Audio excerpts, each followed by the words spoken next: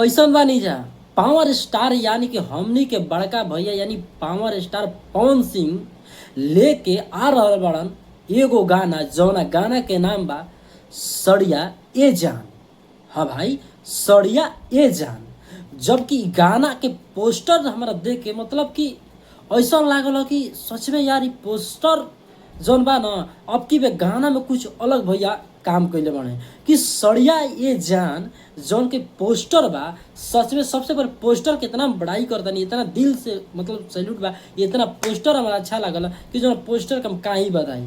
लेकिन ये गाना के म्यूजिक के बात कर जाओ तो उहे उनकर लाडला भतीजा यानी कि पावर स्टार के प्यारा भतीजा यानी लाडला भतीजा प्रियांशु सिंह म्यूजिक के कैले बने और अपना आईडी से पोस्ट भी कर दिले बने कि सड़िया ए जान यानी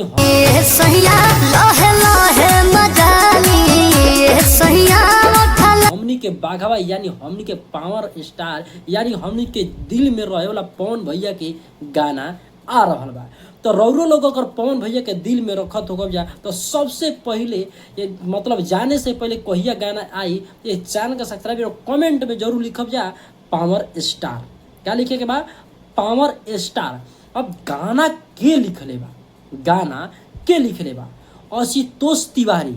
आशुतोष तिवारी जानते बानी कि पर्सनल राइटर नीलकमल सिंह के हमें लेकिन सब कोई के गाना देवेले और आशुतोष तिवारी भैया लिखले बने गाना तब जानते हो कि कुछ मतलब कि हौ सब ना रही एकदम पूरा क्लियरिटी गाना इनको रहेला आ साफ सुथरा गाना रहेला। तो भैया ई गाना जौन आवता ना वो मतलब कि रोवे का बताती बहुत जबरदस्त यानी कि बहुत ही क्लीन गाना आ रहा बा।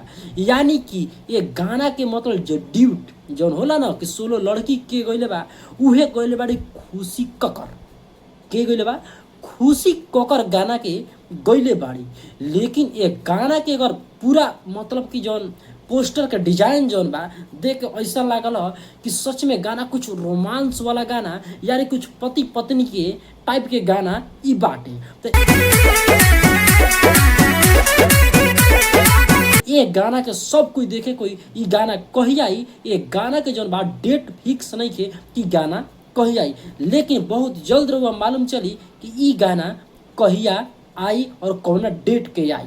तो सबसे पहले भैया बता देता नहीं मतलब कि जौन गाना बा कि कुछ अलग ही होगा आ कुछ विस्तार से भाई पावर भैया एकदम में काम कैले बने आ कुछ अजूबा टाइप के भी मतलब लागत यानी कि एकदम भैया लॉलीपॉप जैसा लागत ये पोस्टर में। तो समझ कि वीडियो में भैया कैसा लग गया तो भाई ये आखिर कौन चैनल से आ रहा बा गाना।